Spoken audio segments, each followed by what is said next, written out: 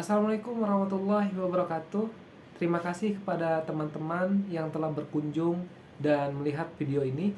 Perkenalkan, nama saya Muhammad Taufik Hidayah. Rekan saya yaitu Muhammad Yusuf Fitrasyam dan Naufal Ilham Maulana.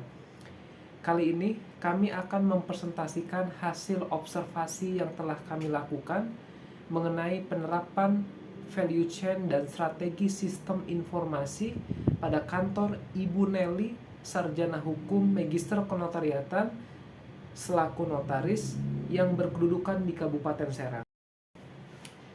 Sebelum masuk ke dalam pembahasan mengenai penerapan value chain dan strategi sistem informasi yang dilakukan oleh notaris, saya akan menjelaskan terlebih dahulu apa yang dimaksud dengan notaris. Mungkin teman-teman masih belum tahu apa itu notaris, pekerjaan yang dilakukan oleh notaris itu apa, produk yang dibuat oleh notaris itu bentuknya seperti apa, lalu apakah notaris itu adalah badan usaha atau orang pribadi yang melakukan aktivitas bisnis. Jadi notaris itu adalah pejabat yang mempunyai wewenang dalam membuat akte otentik.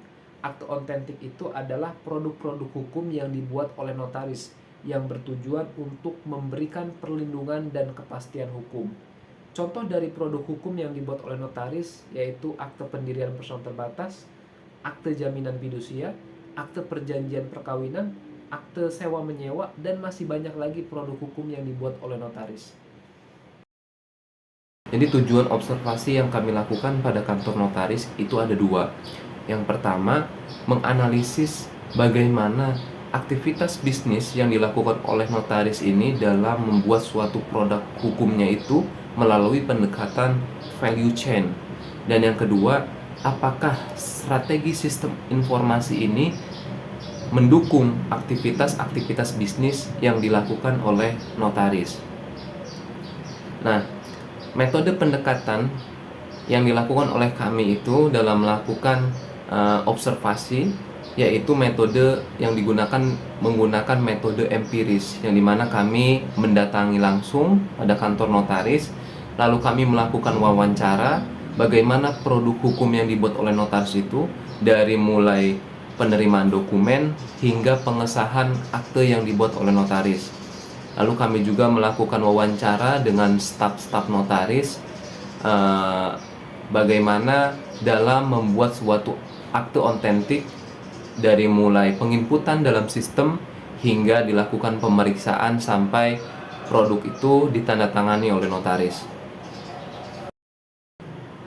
Sumber data yang kami lakukan mengenai observasi ini tentunya adalah hasil wawancara dengan notarisnya langsung, staf notaris, lalu kemudian sumber datanya juga adalah bentuk akte yang telah ditandatangani oleh notaris, karena kita ingin tahu aktenya yang dibuat oleh notaris itu seperti apa, yang dimana di situ dituangkan identitas para pihaknya, lalu isi dari akte itu apakah terkait penjaminan fidusia atau terkait sewa menyewa gitu kan. Jadi kita melihat isi dari akte itu seperti apa. Terus yang ketiga adalah sumber datanya tentu adalah sistem informasi yang digunakan oleh notaris.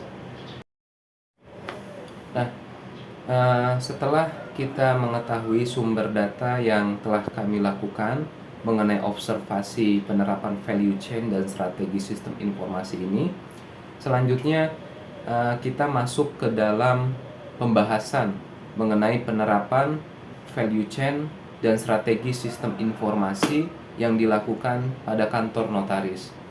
Nah, penerapan value chain pada kantor notaris itu ada beberapa tahap ya. Aktivitas utama yang pertama itu adalah inbound logistik. Kalau teman-teman melihat dari perusahaan manufaktur, biasanya inbound logistik ini adalah mulai dari pemesanan barang, terus barang itu diterima, lalu pengecekan barang, apakah barang tersebut ada kerusakan ataukah jumlah produknya itu sudah sesuai jumlah barangnya itu, kemudian nanti diproses dari bahan baku, barang setengah jadi hingga barang jadi, kemudian dijual ke distributor hingga nanti melakukan marketing ya dengan promosi, iklan melalui media sistem tentunya. Nah, kali ini terkait jasa yang dilakukan oleh notaris. Jadi kita melihat dari sudut pandang kegiatan-kegiatan yang dilakukan oleh notaris. Nah, inbound logistik yang dilakukan oleh notaris ini adalah menerima dokumen dari klien, dari mulai identitas para pihak seperti KTP, NPWP. Kemudian setelah notaris menerima dokumen dari klien, notaris akan melakukan pemeriksaan apakah dokumen itu sudah lengkap atau belum. Kalau seandainya para pihak ini ingin membuat suatu perusahaan, ingin mendirikan sebuah perusahaan, itu kan nanti notaris akan membuat akte pendirian perusahaan terbatas.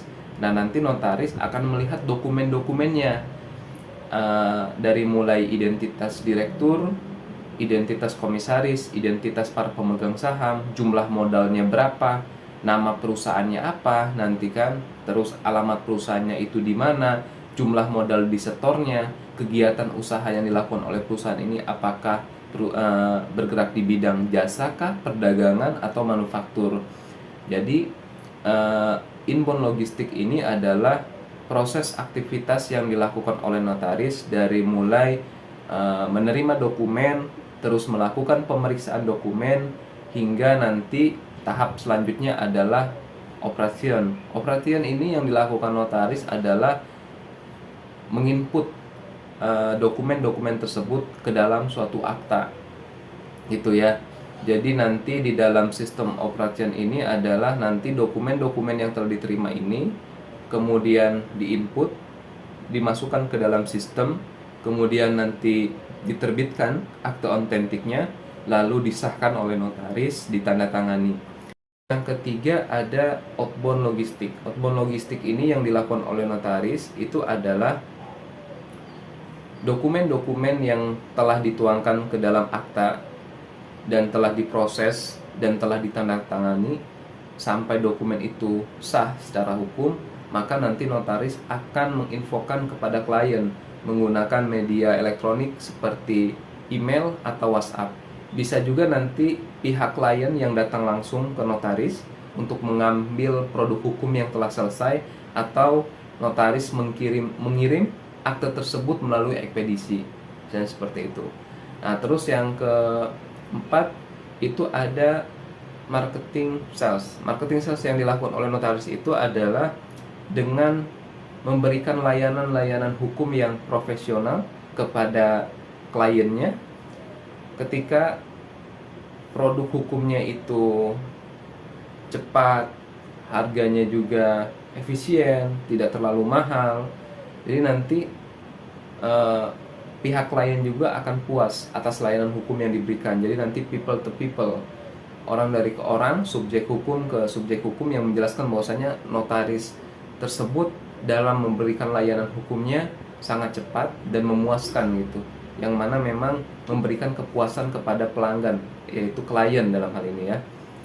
Nah, yang terakhir itu adalah service. Service yang dilakukan oleh notaris ini adalah konsultasi yang dilakukan oleh notaris itu gratis, tidak dipungut biaya. Contohnya misalnya kita datang ke notaris, lalu kita ingin membuat suatu perusahaan, lalu kita ingin menanyakan dokumen apa aja yang harus dibuat untuk mendirikan sebuah perusahaan, nanti notaris akan menjelaskan. Nah, yang mana konsultasi itu gratis, tidak dipungut biaya. Nah, terkait strategi sistem informasi dalam kantor notaris nanti akan dijelaskan oleh saudara Muhammad Yusuf. Nanti Muhammad Yusuf akan menjelaskan sistem-sistem yang dilakukan oleh notaris dalam penginputan sebuah akta. Lalu sistem apa yang digunakan oleh notaris, dan apakah strategi sistem informasi ini mendukung aktivitas-aktivitas yang dilakukan oleh notaris dalam membuat suatu akte autentik. Oke, selamat sore teman-teman. Di sini saya Muhammad Yusuf Fitrasyam ingin melanjutkan presentasi dari teman saya. Di sini akan melanjutkan tentang penerapan value chain dan strategi sistem informasi pada kantor notaris Nelly Yanti SHMKN. Oke, sebelumnya sudah disampaikan tentang pendahuluan, lalu ada latar belakang, tujuan observasi, metode yang digunakan, sumber data, dan penerapan value chain pada kantor notaris tersebut. Lalu di sini saya akan melanjutkan membahas tentang strategi sistem informasi di kantor notaris tersebut. Pengelolaan dokumen elektronik kantor notaris modern menggunakan sistem manajemen dokumen elektronik untuk menyimpan, mengelola, dan mengakses dokumen dengan lebih efisien. Hal ini memungkinkan pencarian dokumen menjadi lebih cepat dan mengurangi risiko kesalahan atau kehilangan dokumen. Lalu sistem pencatatan dan pelacakan dengan adanya software pencatatan digital, semua transaksi dan layanan yang diberikan dapat dicatat sebagai secara otomatis gitu, dan mengurangi kesalahan manual. Lalu memastikan juga untuk adanya transparansi. Sistem komunikasi dengan klien, yaitu beberapa kantor notaris telah mengimplementasikan WhatsApp Business atau aplikasi komunikasi lainnya untuk mempermudah komunikasi dengan klien, termasuk pengiriman dokumen secara digital dan pemberitahuan situs layanan. Baik, selanjutnya ada kesimpulan yang mungkin nanti akan disampaikan oleh teman saya. Cukup segitu saja dari saya, semoga dapat dimengerti. Terima kasih atas perhatiannya. Selamat sore. Terkait observasi yang telah dilakukan mengenai penerapan value chain dan strategi informasi, maka kesimpulan yang saya dapat dari observasi tersebut yaitu berdasarkan observasi yang dilakukan kantor notaris yang menggunakan value chain dan sistem informasi yang efisien, menunjukkan peningkatan itu yang pertama itu ada efisiensi operasional. Nah, efisiensi operasional itu penggunaan teknologi untuk pengelolaan dokumen mengurangi waktu yang dibutuhkan untuk menyelesaikan pekerjaan. Nah, yang kedua itu ada kepuasan klien. Layanan yang lebih cepat dan tepat waktu meningkatkan kepercayaan klien. Nah, yang ketiga itu ada pengelolaan data yang lebih baik. Sistem informasi memungkinkan penyimpanan dan pengambilan dokumen secara lebih teratur dan aman. Nah, yang keempat itu ada secara keseluruhan penerapan value chain dan sistem informasi pada kantor notaris itu sangat membantu dan meningkatkan kualitas layanan, efisiensi operasional, dan kepuasan klien.